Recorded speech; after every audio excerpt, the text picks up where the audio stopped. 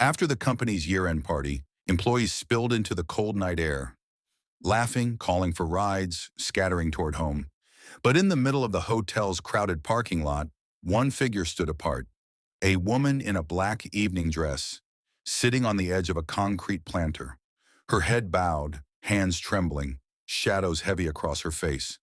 No one dared approach, because this wasn't just anyone. This was Caroline Hale, Vice President of Operations, feared across the company, respected but untouchable, the kind of leader whose cold reputation kept even senior managers at a distance. So people walked past, pretending not to see, choosing silence over courage. But one man didn't. His name was Ethan Myers, not an executive, not a manager, just the driver. The one who handled late-night calls, shuttled clients from the airport, and blended into the background. A widowed single father, living for his 9-year-old daughter, Ellie. Most people barely remembered his name, but Ethan saw Caroline differently that night, not as the Iron Woman from the boardroom, but as a person, someone quietly breaking under the weight she carried. And so he walked over. No speeches, no judgment.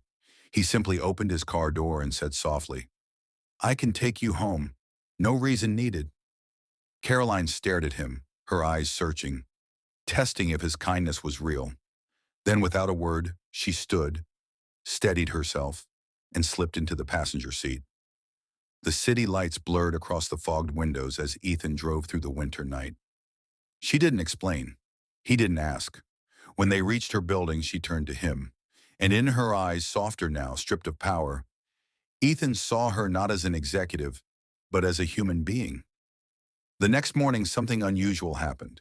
In the conference room where senior staff gathered, Caroline's chair stood at the head of the table as always.